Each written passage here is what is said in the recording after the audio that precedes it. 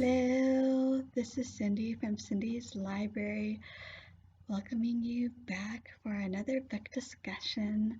And this one is for my first Booktober item, Middlemarch by George Eliot. Now, technically, I started this back in September, but it's long enough. I don't feel bad about leaving it for October and for Booktober, especially since at best, I might have been 1/4 of the way through when this month started, something like that.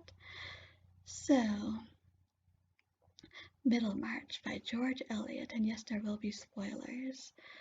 So, I definitely have some thoughts about Middlemarch. I quite enjoyed it.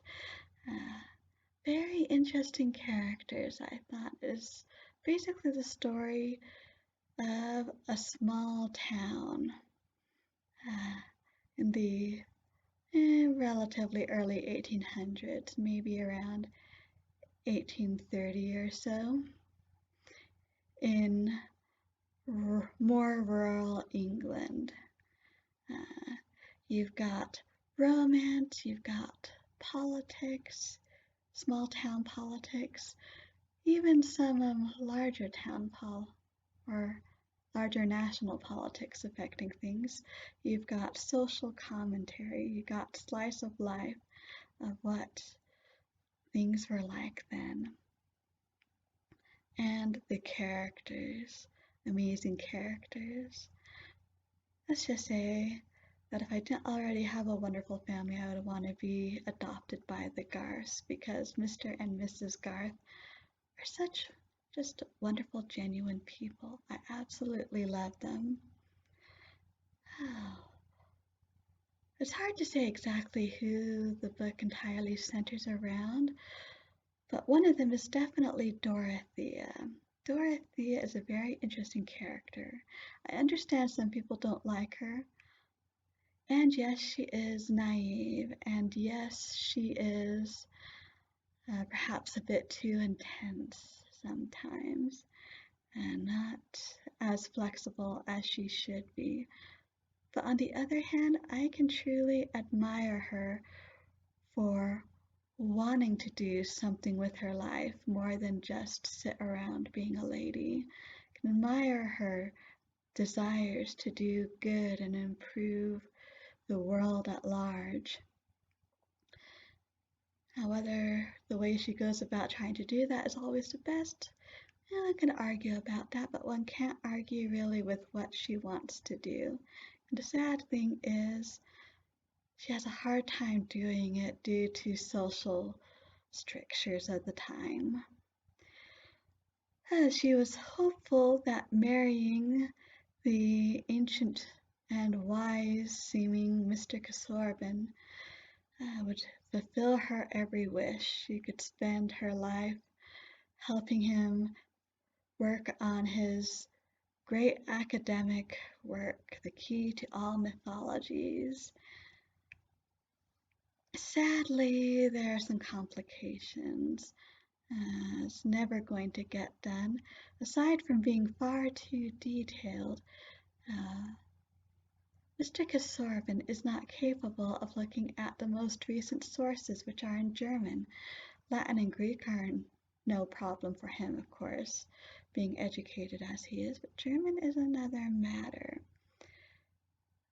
And so you have to feel for Mr. Casaubon on that level. As someone who dabbles in academics, I really do feel for him.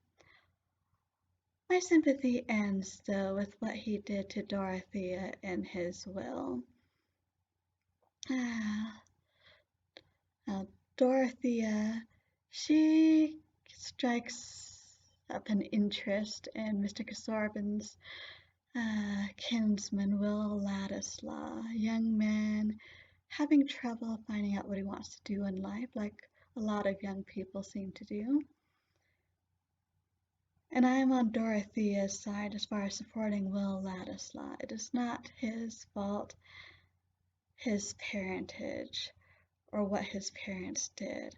Although in the end, it sounds like his mother actually made the right choice, running away from her her family all those years ago. And well, yes, his father's Polish, but I haven't heard anyone say anything actually incriminating about him, so apparently small towns can be quite provincial in how they view new outsiders and where they should fit and everything.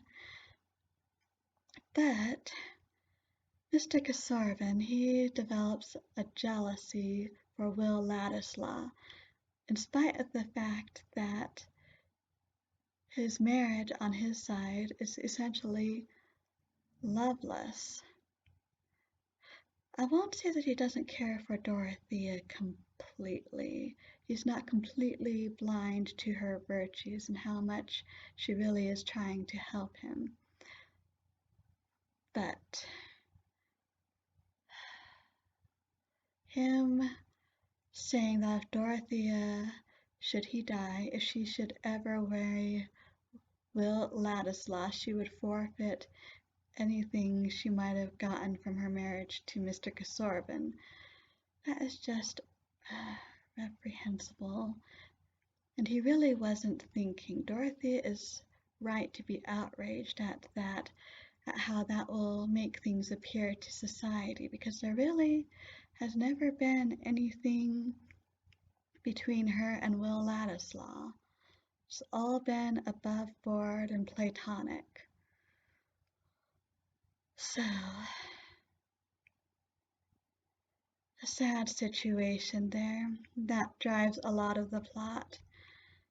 You also have the new doctor in town who has many fine aspirations, and what happens to him is really sad because he really doesn't do anything wrong, does make some poor judgments, but they are the type of things anyone could have made, and they certainly weren't made with any malicious intent and aren't criminal.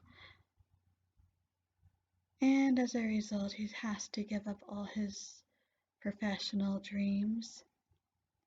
Now, his personal dreams are another matter. They are tied to his professional dreams. If she had been supportive, he might have fought.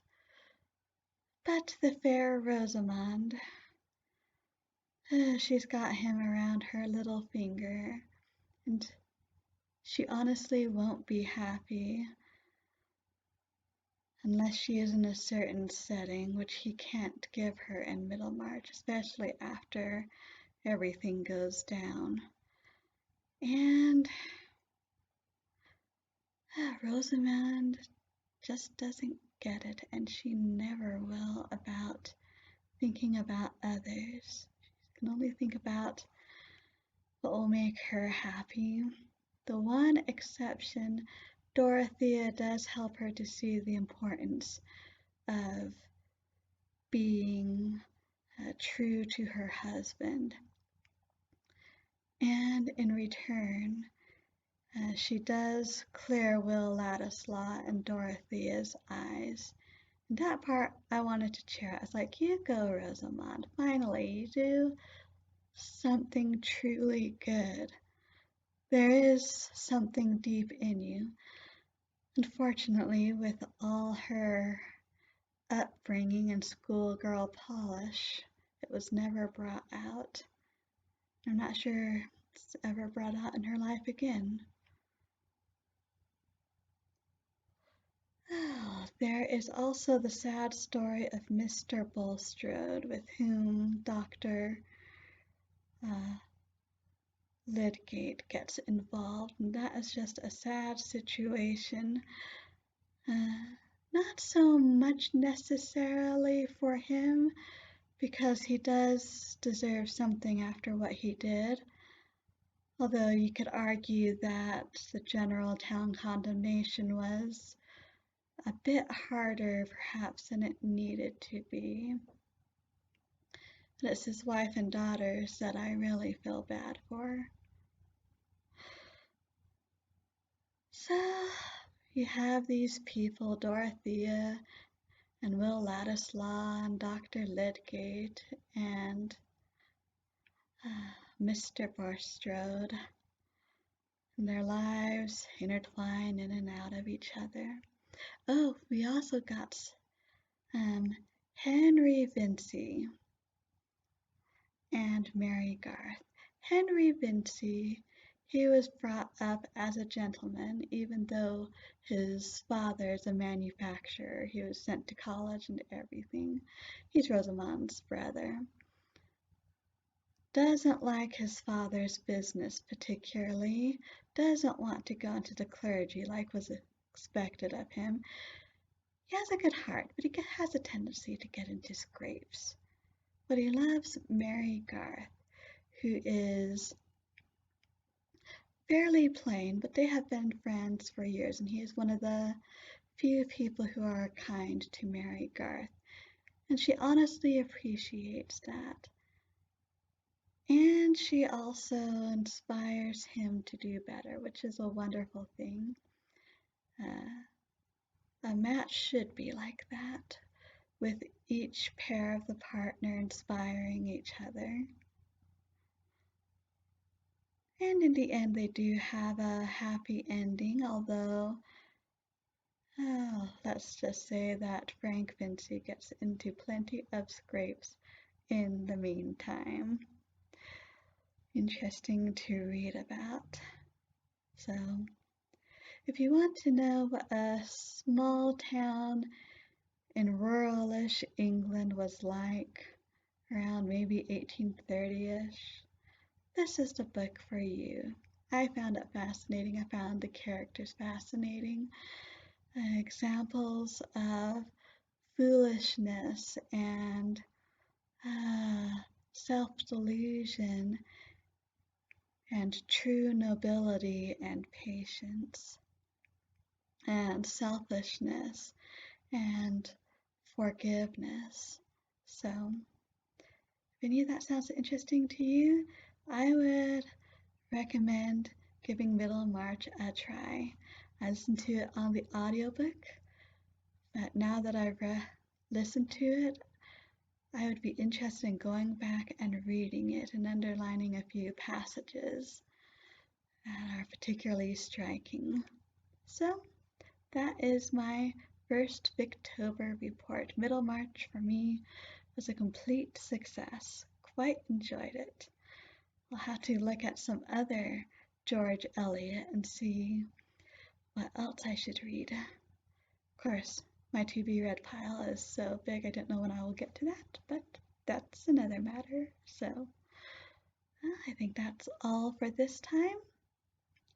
Thank you so much for joining me here at Cindy's Library. If you have any comments, if you've read Middlemarch and would like to let me know what you thought of it, I'd be interested in knowing.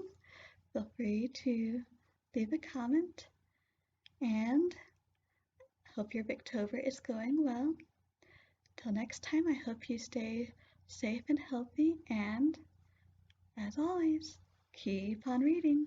Happy reading!